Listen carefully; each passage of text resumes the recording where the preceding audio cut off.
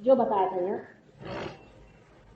कि विशुद्धि चक्र के बारे में, अब इसी विशुद्धि चक्र से ही कलेक्टिव कॉन्शियसनेस की फीलिंग आ रही। मैंने कहा था कि कृष्ण को हम पूर्णावतार मानते हैं, क्योंकि ये विराट वो शक्ति है जिसमें संपूर्ण समावेश होता है। हृदय में शिव जी की शक्ति है और पेट में गुरुओं की शक्ति है और स्वादिष्टान चक्र में ब्रह्मदेव की शक्ति है, ब्रेन में ब्रह्मदेव की शक्ति आप कह सकते हैं। और जब विराट जागृत हो जाता है, जब विराट का सहस्त्रार खुलता है, तब इसके अंदर बसे हुए हर एक सेल का, पेशियों का भी सहस्त्रार खुलता है। बाइबल में कहा जाता है कि परमात्मा ने मनुष्य को अपने जैसा बनाया, अपना इमेज बनाया। और ये बात सही है, जैसे विराट है वैसे ही संपूर्ण आप। फर्क इतना ही है कि वो करता है और आप बनाए गए, इतना ही अंतर है। उन्होंने बनाया और आप बनाए हैं। अब वो चाहते हैं कि आप उनसे परिचित करें, वो चाहते हैं, ये उनकी चाहत है, उनकी चाहत में आपको बनाया है। और आपको बनाने के बाद वो चाहते हैं कि आप उन्हें जानें, ये उनकी इच्छा है। और जब ये उनकी इच्छा है तो ये होकर रहेगा। उसकी भी उन्होंने पूरी व्यवस्था करके रखी है, अपने अंदर पूरा इंस्ट्रूमेंट बनाया है, पूरी चीज बनाई है, मैंने आपको बताई थी आज सवेरे। और आप सिर्फ इतना करने का है कि आपको उनसे संबंधित कर देना है। जैसे ही आप उनसे संबंधित हो जाते हैं, जैसे ही आपकी कुंडलिनी उठ के सहस्त्रार भेदन कर देती है, वैसे ही आप जानते हैं कि आप अकेले नहीं। जैसे कि आप लोग अनेक छोटे छोटे बैठ जाइए, असल में सब लोग डिस्टर्ब होते रहते हैं। आप लोग दीजिए नहीं, जब हम कहना हम कहेंगे तब आप पूछिएगा। हलूना का don't walk about because they get disturb, you see, just sit at one point. क्योंकि अटेंशन जब डिस्टर्ब हो जाता है ना, तो कुंडलिनी को जो पकड़े हुए हैं हमने, वो फिसल जाता है।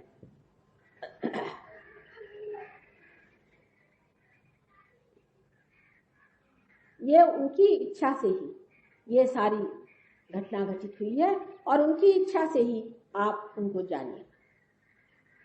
इसीलिए जब मैं कहती हूँ कि ये चीज सहज है, एफर्टलेस, आप जब एफर्ट करते हैं तो आप उनकी इच्छा से हट जाते हैं।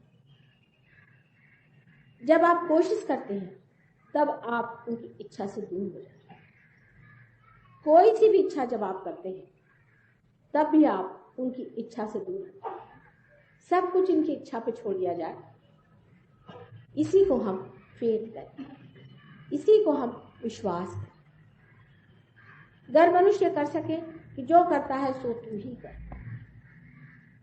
तू ही सब कुछ है, अगर मनुष्य ये कर सके तो कोई वजह नहीं कि वो सही रास्ते पर चले, क्योंकि वाकई में हाथ पकड़ के वो आपका चलाने वाला है।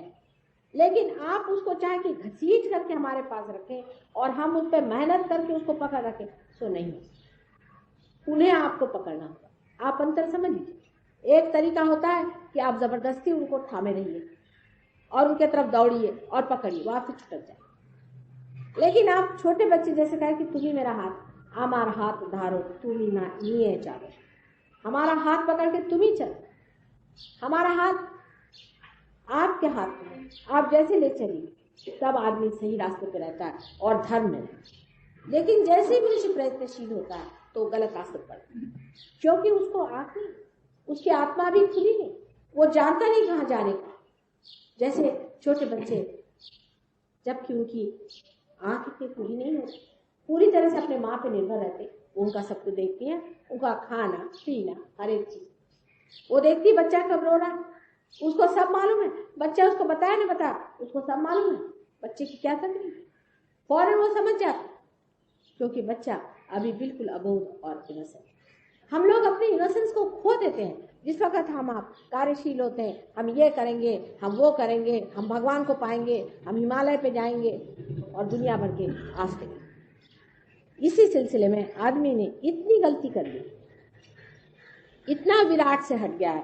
समझिए हमारे शरीर में अगर ये नाक सोचे कि मैं कुछ करके दिखाऊं, भाई आप नाक है, बैठे रहिए नाक की जगह। वो कहे नहीं मैं कुछ करके दिखाऊं तो उसकी सूंड ही निकल आएगी। इसे आर्बिट्ररी आप कह सकते हैं। जब आदमी आर्बिट्ररी हो जाता है, जब आदमी अपने ही तरफ से सोचता है कि मैं ये करके दिखाऊंगा, मैं ये करके दिखाऊंगा, तो आर्बिट्ररी हो, ऑन माई ओन।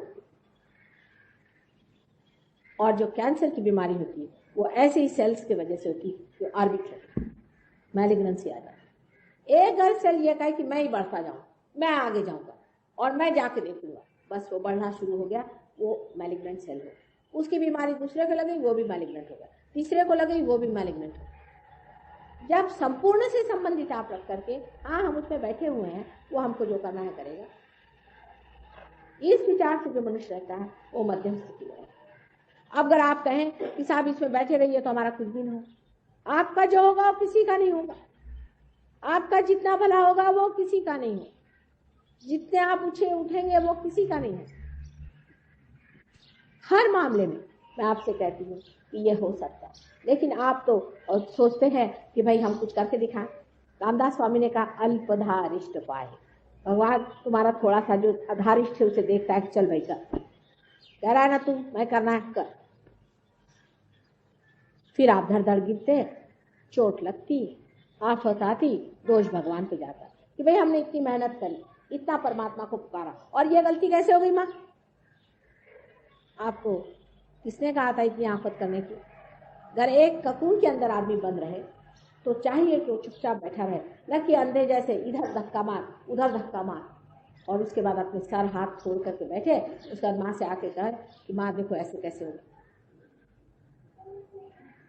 ये सब चीजें एक आश्चर्य की बात है कि मनुष्य स्वयं तो करता ही है एक इंडिविजुअल तरीके से, व्यक्तिगत, पर और भी इसका बड़ा आश्चर्य यह है कि ऐसे लोग एक समूह भी बना लेते,